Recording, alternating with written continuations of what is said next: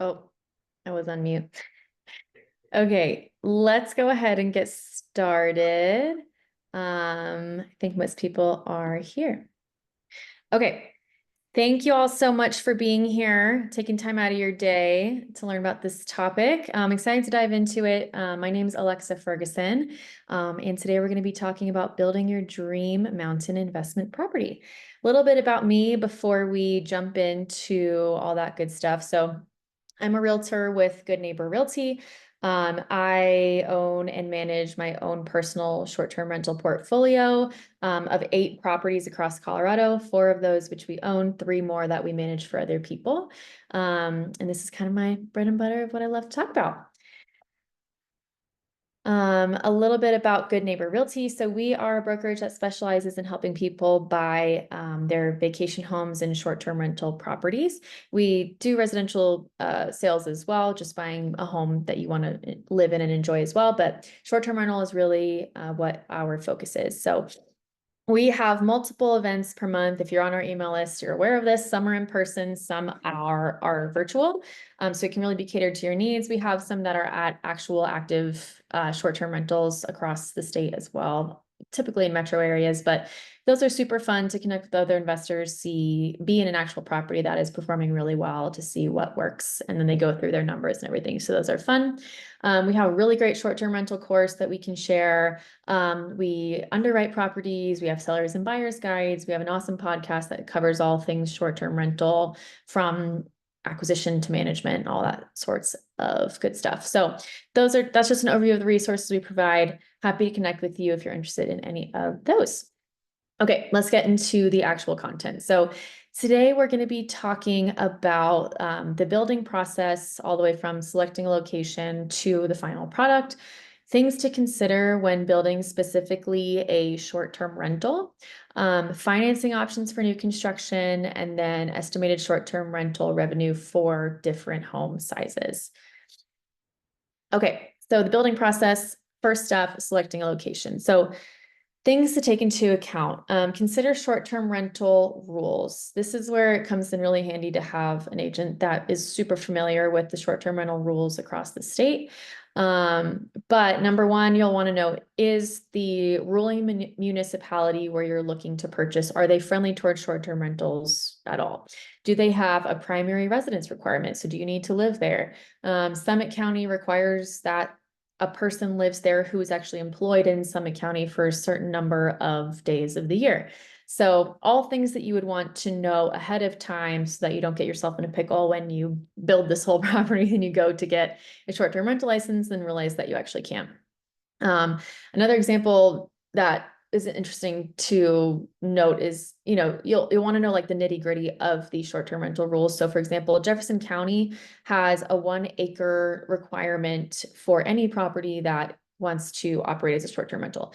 They're currently looking at getting rid of that requirement, which we're pushing for because it would make a lot more sense. But right now they have that requirement. So in Jefferson County, you'd want to make sure that you're filtering your search by properties that are at least 1 acre. So keep that in mind as you begin your search.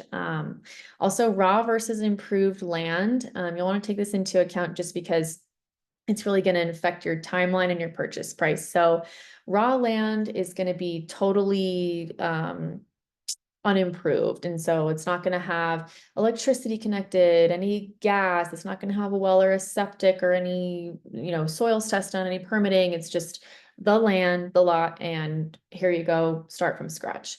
Those are obviously going to be cheaper because a lot less money has gone into them. But it's going to be a longer timeline and more money for your project to start from raw land. Improved land, that can come in varying degrees. Sometimes they have permits already ready to go and a rendering and a design to hand to you, and it just hasn't been built yet. Sometimes they just have, well and septic or electricity connected, gas lines, propane, whatever it is. So just something to be aware of when you're shopping. Also, the grade of the property or the slope. So is the property super steep? That's going to make it really difficult to build. If the property is flat, obviously it's going to be easier. Is it really densely wooded? Are you going to have to do a lot of tree removal for literally just to build, and then also some counties require defensible space permits. So having a barrier, I guess, or radius around the property that doesn't have trees close by to make sure for fire mitigation. So all things to look at. And then lastly, you want to take into account your zoning. So if you're just wanting to build a standalone home, you'll want to probably look for single family zoning. We have some clients who come to us with big dreams of like a glamp ground or putting like multiple temporary structures on a property and making a little compound of short-term rentals. That's going to be specific zoning as well. Most municipalities across the state are not going to allow you to have a temporary structure that's used as a short-term rental. And when I say temporary, I mean no like official plumbing and electrical and all that. So like, you know, RVs, glamp tents, those sorts of things. And so yeah, most cities won't even allow you to do that. And then a lot also won't allow you to have multiple short-term rentals on one piece of land. So for those, you can often find campground zoning, which is interesting. So it doesn't come around super often, and there's a lot that goes along with it. But if you're wanting something like that, you'll probably want to look for campground zoning. So keep your zoning in mind. These are all things to filter your search at the outset to make sure that you can actually do what you want to do with the property once whatever you want to build is built. Short-term rental friendly areas in the mountains. So we're focusing on just the mountain areas right now. So there's Park County.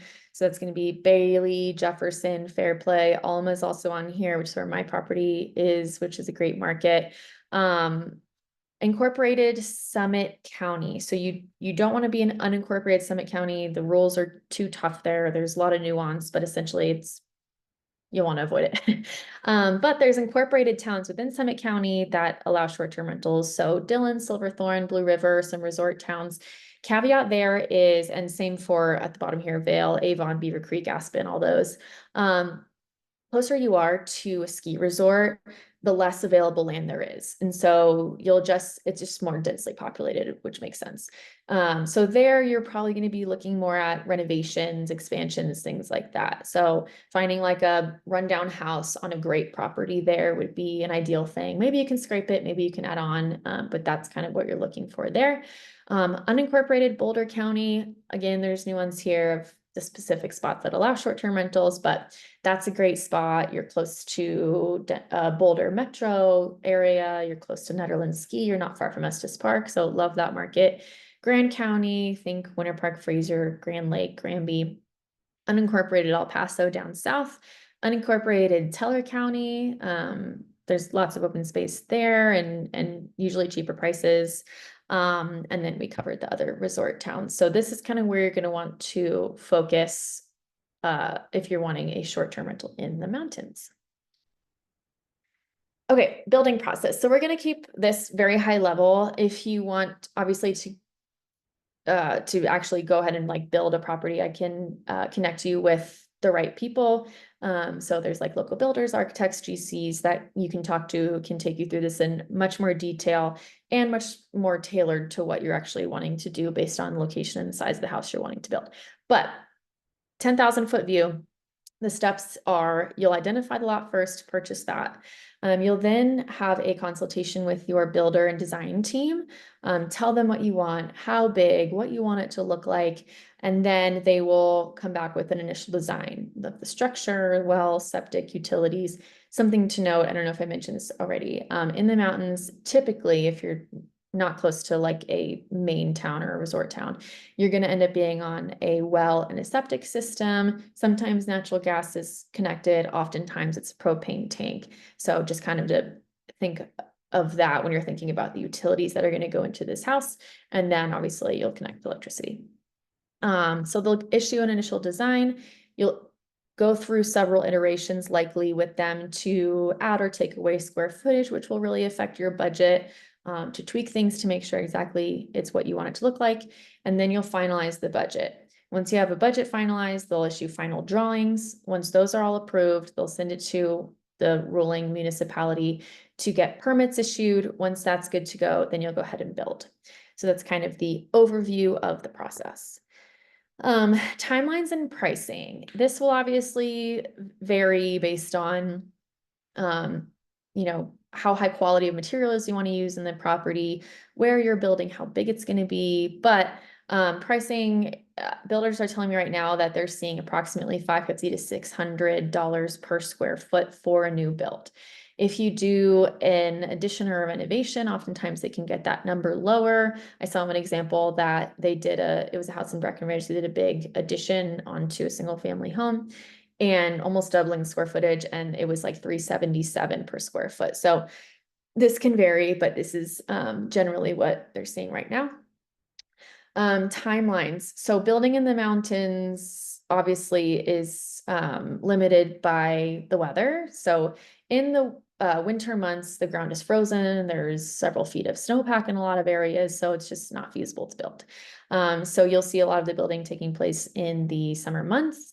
So because of that, a lot of builders are booked out a couple summers in advance. So just prepare your heart, and you might not move as fast as you want to move. Lot identification through the permit phase is typically about 3 months. Builders I've heard can expedite this up to like 6 weeks if you really want to pay more and have them move fast. And it can obviously take longer than this, but that's kind of an average. And then a new build can take over a year plus to complete, especially working within the just confines of building in the mountains. A note here I wanted to mention is, I guess, kind of a risk with building a short-term rental in particular that you'll just kind of want to keep in the back of your mind. One reason a lot of our clients choose not to build is the short-term rental regulations can potentially change over the course of the time that you're building your house. So that's obviously worst case scenario, that you're in a short-term rental friendly area. You purchase a lot there, you're starting to build, and when you're midway, they say, just kidding, we don't allow short-term rentals here anymore. So that's a risk that you're taking on by purchasing something that you can actually put into service for a while after you purchase it. A lot of times these municipalities have established their regulations like fairly recently. And so the odds of them changing them are lower, but it's still a risk. So just keep that in mind. Okay. Things to consider when building a short-term rental specifically. The fun part about building a short-term rental is that you can make it exactly what you want it to be. You can let your creative juices flow. You can look at top performers in the area that you want to be in, see what works, and do that plus more. Things you want to consider: setting. So views, privacy, proximity to ski towns. If you're going to be close to a ski town, the closer you are to the mountain, obviously, the better. People love ski and ski out is, top tier. And then after that, it's how close are you? If you're not near a ski town, people are really looking for seclusion, privacy. They just want to get away, be in the mountains, feel like they are really escaping city life oftentimes. And then views obviously go a long way. Unique architecture. So top performing properties that we see are typically A-frames, domes, chalets. They all do extremely well. But think about what your ideal guest is going to want. They're going to want a cozy cabin feel, oftentimes a vaulted ceiling, wood, lots of wood everywhere. So think about some sort of unique architecture that you can incorporate. A like ranch style home that's stucco or brick is probably not going to do super well in the mountains. Occupancy. So how many are you hoping to sleep? Do you want it to be a couples retreat? Do you want it to be a large home that hosts big families or bachelorette parties or things like that? If you're going to go with a house that can sleep a lot of people, you want to make sure you have large gathering spaces that can actually accommodate those large groups. So a common complaint with short-term rentals that sleep a lot of people is, you said you could sleep 16 people, but your dining table seats 8 and there's nowhere for us to sit on a couch and all watch a movie together. or sit down and have dinner. So you'll want to make sure that there's big gathering spaces and your square footage can actually support the amount of people that you want to sleep. And then septic size, this should be common sense for whatever builder you go with, that your septic size should match the number of bedrooms that you have in your home. But it's important to note that there's a short-term rental aspect to this as well. So most municipalities in the mountains will limit the amount of people you're allowed to sleep at your short-term rental by the amount of bedrooms that your septic system can accommodate. So for example, in Park County, you're allowed to sleep 2 people per bedroom that your septic size can accommodate. So my house, for example, has 2 bedrooms. So my septic size is for a 2-bedroom system. So I can sleep 4 people. If we were under contract on a couple properties previous to the one that we actually purchased that said that they had 2 bedrooms, but their septic size was only for 1 bedroom. So I could actually only sleep 2 people. That's going to make a big impact in the revenue that you can generate. So it's kind of common sense, but you'll want your septic size to match the number of bedrooms and check it with the short-term rental regulations to make sure you're aware of how many people you can sleep with the septic size that you're going with. Yeah, you don't want to go down and adjust that down the line because it's pricey. Amenities, get creative, see what's working already for top performers in your area, and then just kind of think about what could be cool that you would like. But people love big decks and patios, somewhere to sip their morning coffee and look out at the mountains. Can your deck support a hot tub? That's always an important one. We often, for existing properties, have to go in and reinforce the deck to put a hot tub on it. Of course, a hot tub, a sauna, you can do like a cool built-in one if you think of it ahead of time. A pool if you want to get crazy, indoor, outdoor, we've seen a mini golf, stargazing nets, theater rooms, speakeasies. So let your imagination run wild and be sure to include some amenities in the mountain properties. Indoor amenities are great, but people really love an amazing outdoor space. So like somewhere to host a big, outdoor dinner, there's all sorts of things that you can do. So be sure to include those. And then seasonality. So cater to the seasonality of your chosen market. Be aware, is my peak season winter or summer? In ski towns, it's going to be winter. In foothill towns, it's going to be summer. And make sure that the amenities and activities that your property caters to fits the seasonality of your market. Okay, financing options.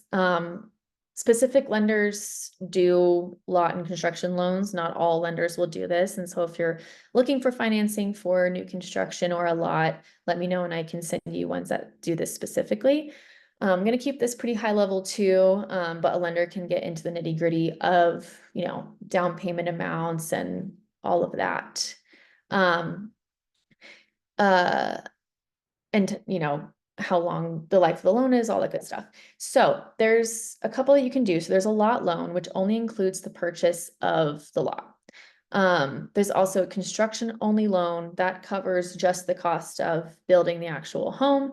Oftentimes it can include the cost of the land as well if it's not already owned, but it ends with funding the construction. A third option that I think is really cool is called a construction to permanent loan. And so this covers the construction and then it converts to a mortgage once the home is completed. So it's a one-time close. So you don't have to refinance out of it once the construction is complete into a traditional mortgage. You can just go straight into it. Typically, you'll see that these will be interest only during the construction phase. And then once construction is completed, it will transition into a typical PITI loan. And you'll usually maintain the same interest rate that you locked in when you initially closed. So it's cool. It saves on closing cost. It locks in an interest rate. And it's just a simpler process. These the funding for these is released in phases or draws over the course of the project. And so there'll be an inspection at each phase, and then the lender will release a new amount to continue the next phase of the project. So they're pretty cool. Obviously, this is a high level overview, but there are some options that you can look into. Okay, estimated annual short-term rental revenue. So these photos are all actual properties of clients of ours, and these numbers correspond to how much they're actually making. So try to include as much actual data as possible in these.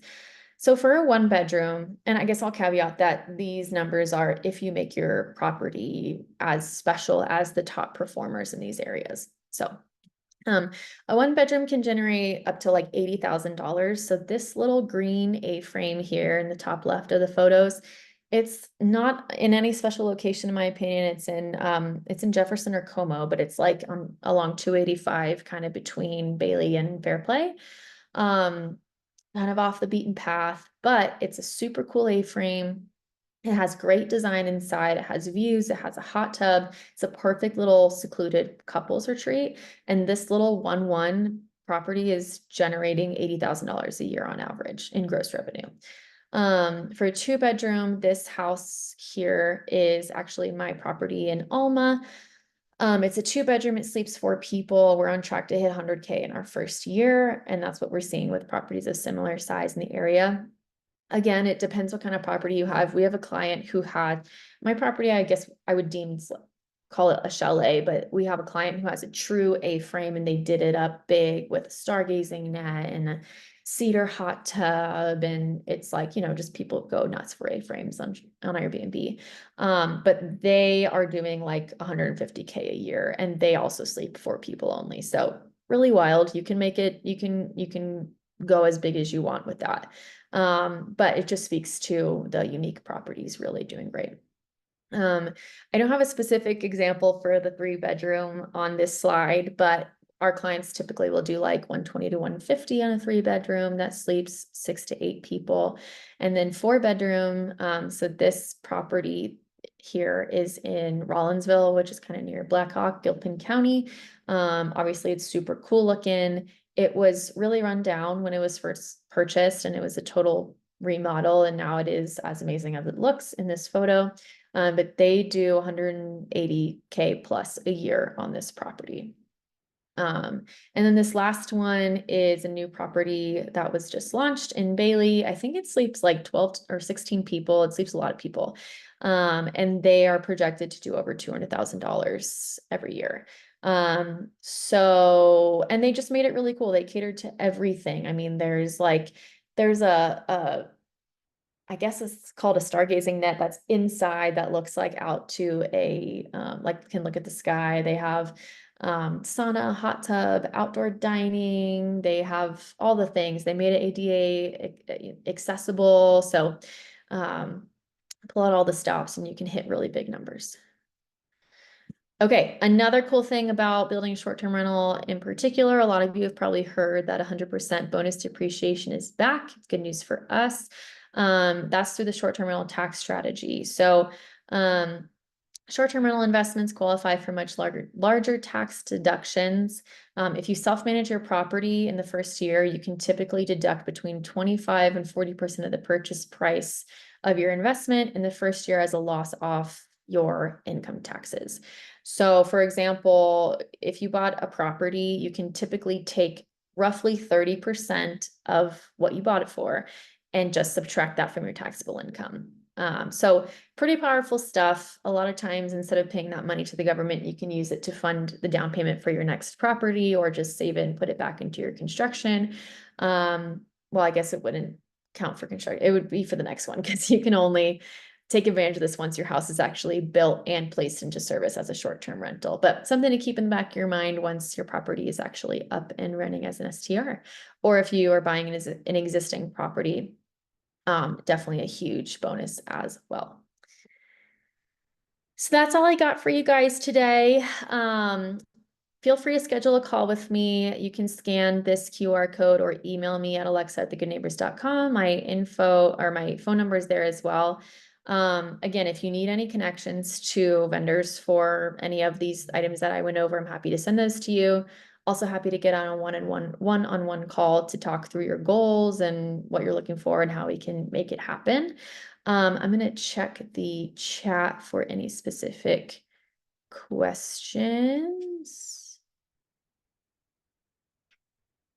Okay, I'm going to go through these questions here. Oh, hi, Shane.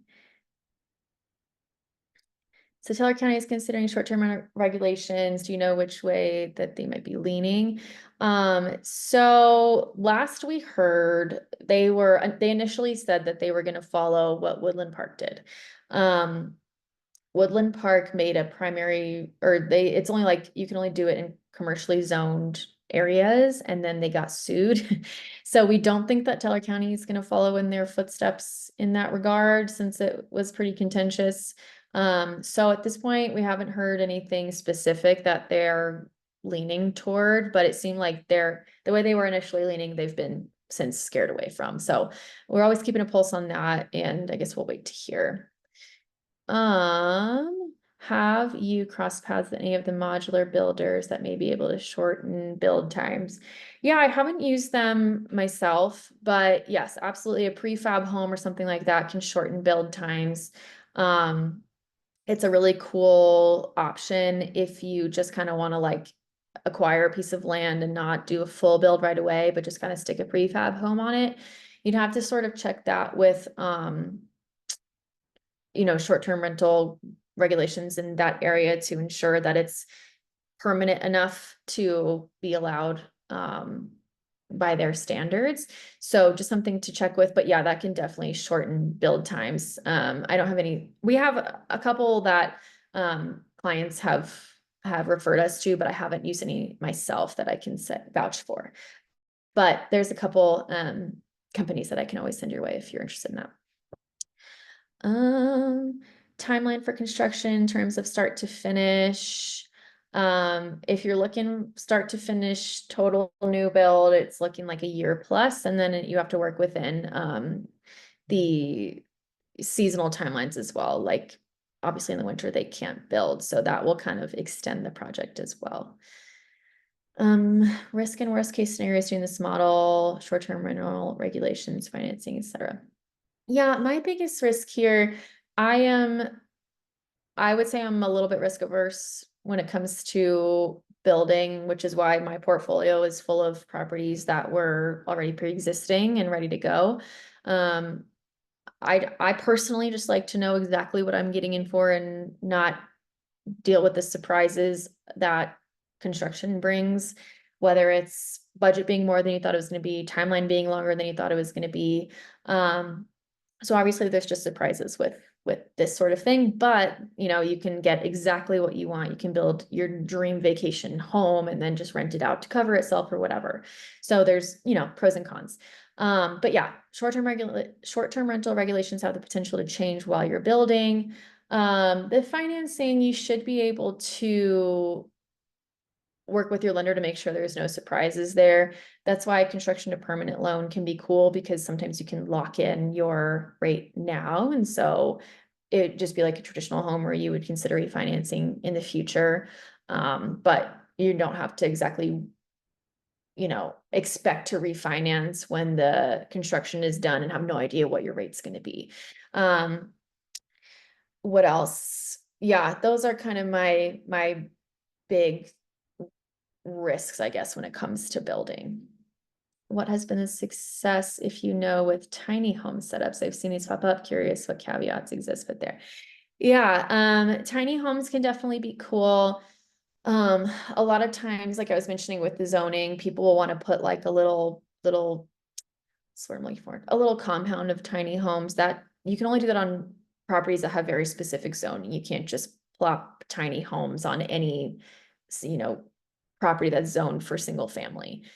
So where you can do that is tough. If you're looking to do just one tiny home, they can be really successful.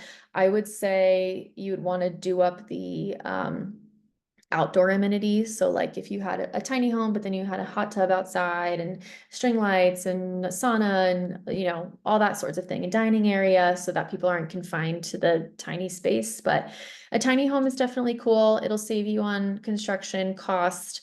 Trying to think of any caveats beyond the multiple situation. But yeah, I guess the only thing beyond that would be just making sure that it's legit enough to be deemed a structure that is able to get a short-term rental license based on your zoning. With Airbnb always favoring guests and suddenly blocking listing for fake guest complaints. Are there any other platforms to promote short-term rentals? Yeah, that's the bummer. I think any of us that have been in the short-term rental space for a while have bashed their head against the wall because of working with Airbnb at one point or another. Unfortunately, we are largely beholden to them and there's nothing we can do about it. It's a sore spot in my heart. All that to say, there's other platforms, obviously. There's Vrbo, there's booking.com, other ones that are existing. There's also direct booking websites. So that's a great strategy as well. You can create a website that you can take direct bookings on. There's lots of ways to promote that. You can make a social media channel for your property. You can have a guest book through Airbnb one time and then collect their email as part of, hosting them, and then market to them after that. Say, hey, if you ever want to come back, here's my my link to book direct, and then you don't have to pay Airbnb's fees. So there's different ways to market that direct booking website, but I like that strategy a lot. Um, do I have any contacts for container homes locally? So I'd have to look through. We have some companies that will do like prefab container type homes. I don't know that they're Colorado based, but a lot of times they can ship all over the country. So shoot me an email asking for that specifically, and then I will send you contacts for that. That looks like it's all the questions. If you guys have more questions, shoot me an email or schedule a call at this QR code. I'd love to connect with you guys, be as much help as I possibly can. But I hope that this was informative and helpful to you all. I hope that you had a great lunch break if you're at work and a great rest of your day. So thanks again for joining.